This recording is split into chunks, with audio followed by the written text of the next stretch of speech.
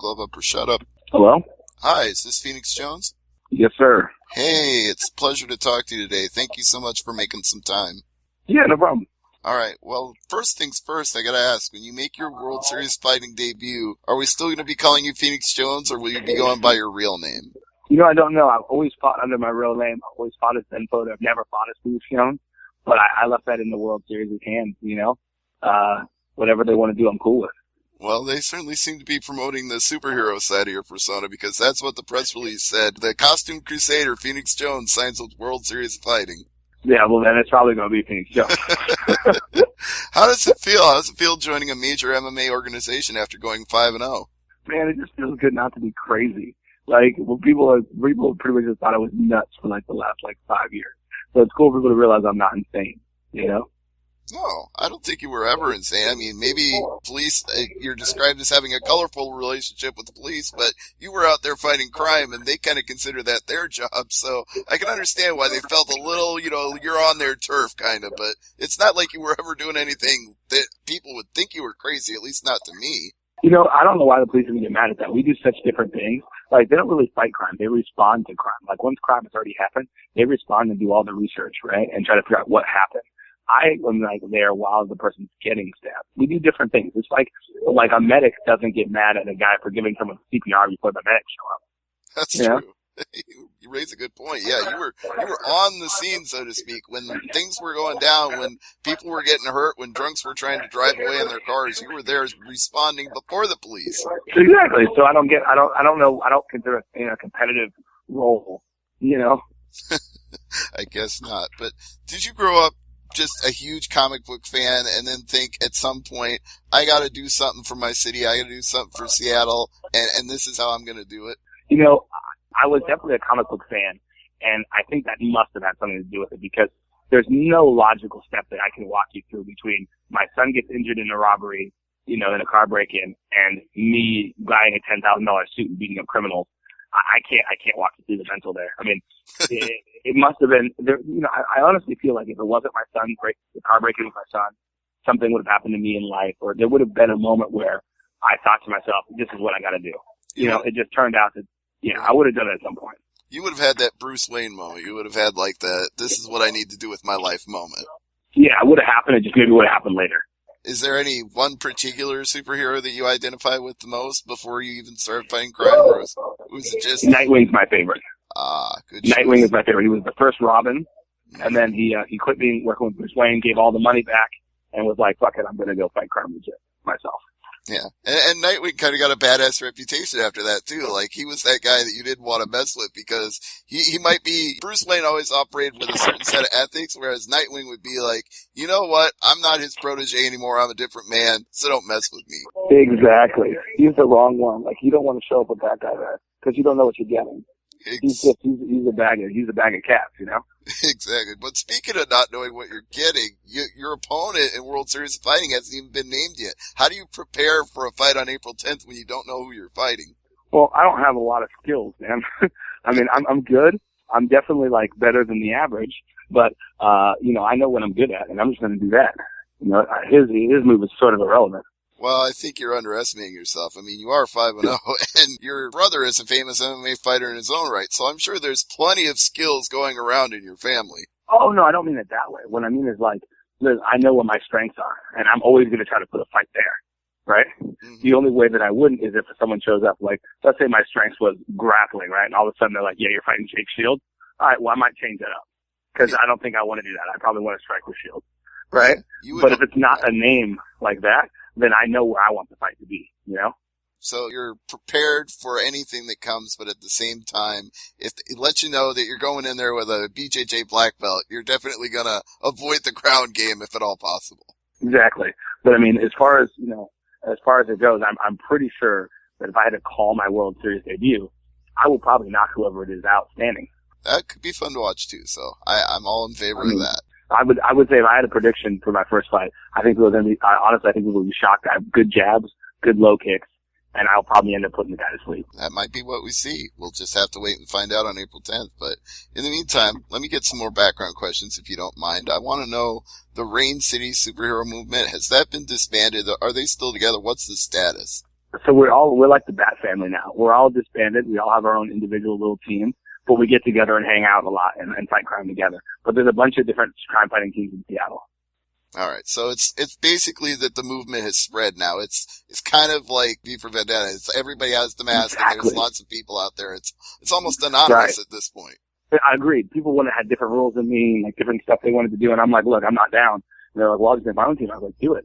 So we all have our own teams, and I mean, sometimes we get together for, big events, but it's little differences that have changed it. Like, some guys want to carry throwing knives, and I'm like, yeah, there's not really any legality for a time you can carry a throwing knife.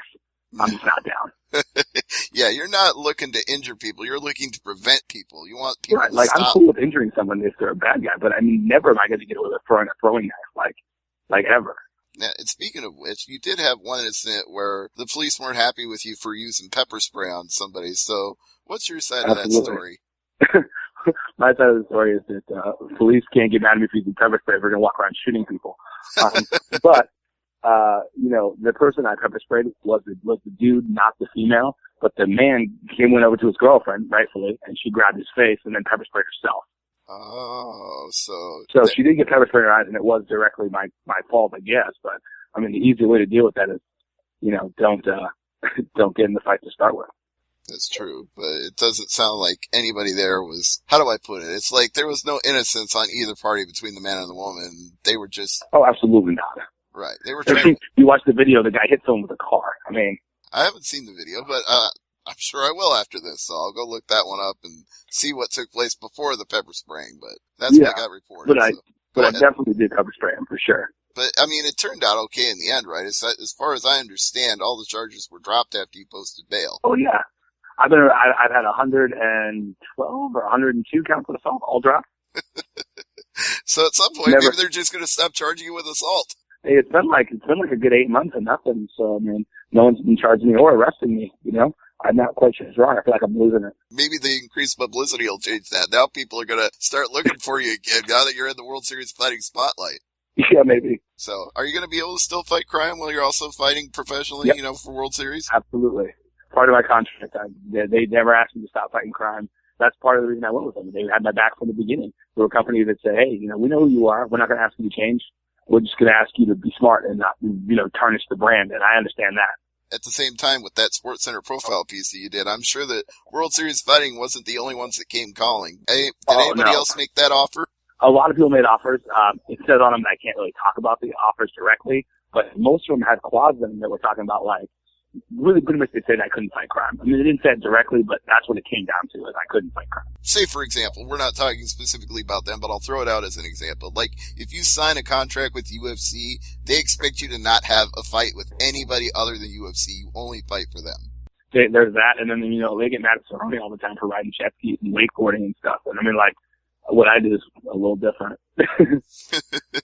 Yeah, they do tend to frown upon him doing extreme sports. They let him because he's popular and well-beloved and always brings the fight every time he fights for them. But at the same time, they'd probably rather he not risk breaking his neck in a water skiing accident. Exactly, yeah. But obviously, World Series Fighting isn't worried about that. They figure you're staying safe out there on the streets and it's not going to be an issue.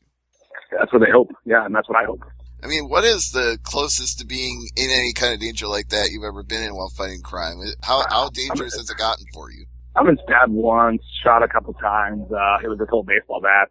In the GQ article, John Ronson came up and met me in the hospital because I got into a crazy street fight the night before. I've been hospitalized several times, but, and not recently. I've gotten better as time has gone. I've gotten smarter. Do you feel like in any way the movie Kick-Ass and that whole genre that spun off from it is a reflection of what you were doing? No, because that guy's an idiot. He went out there, got stabbed, didn't change his gear. I mean, the movie is cool in concept, but they didn't go through what a smart person does when something goes wrong. When you have a plan and a plan goes wrong, you get better at it. You don't do the same shit over and over again.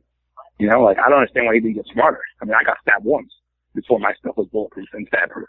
Once. Yeah, and his only real response to it was, well, I don't feel pain anymore, so I can take a beating. Is that really a good trait to have? No, that's the worst trait to have. You bleed to death and not even know it. Exactly. I mean, even if a professional MMA fighter knows better than that, hey, no, if this hurts, I don't want somebody to do it to me again. I'm not going to let him do that. Bingo. Get smart, man. What's your advice out there to anybody that sees you out there fighting crime or fighting in the cage and says one or the other? You know, they see either one and think, I want to do that for my life. If you want to fight in the cage, get to the gym, find a local gym and start training. If you want to fight crime and you've never thought about it up to this point and you're older than 12, you shouldn't do it. Too dangerous. Shouldn't do it. Well, you're just too not ready. Like, you'll know. Guys who I fight crime with come to me and they go, man, my whole life I've wanted to fight crime. And you're just the guy who's got me to do it. No one comes to me and goes, hey, I saw you last Thursday, bought a suit, and I'm ready. Like, just doesn't happen. Coming full circle, do you think there's ever going to be like a comic book based on you? You know, I wrote one. I wrote a comic book, but it was a little gritty. I didn't really like the realness of it. But I think eventually there'll be a movie and probably a comic book. I mean, people are calling me for life rights deals for movies all the time, so I'm sure eventually there'll be one. Hopefully Jaden Smith gets buffer. I guess in closing, I want to give you this chance to give some plugs, sponsorships. I know you've already got loyal fans all throughout Seattle and definitely all around the world, but it never hurts to increase the fan base. No, yeah, get a hold of me at The Phoenix Jones on Twitter, at The Phoenix Jones on Facebook. Our website's at Phoenix Jones, and plug Primal Combat and Epic Fusion. Oh, and Baker Ballistics for doing my superhero suit, making it bulletproof. Awesome. Yeah, and of course, World Series of Fighting on April 10th at the Foxwoods Casino. We don't know who you'll be fighting yet, but it's sure to be an epic fight. Yes, sir. All right, we look forward to seeing it on NBC Sports and continued success in both your crime fighting and mixed martial arts career. Thank you, sir. Thank you very much. I appreciate the time.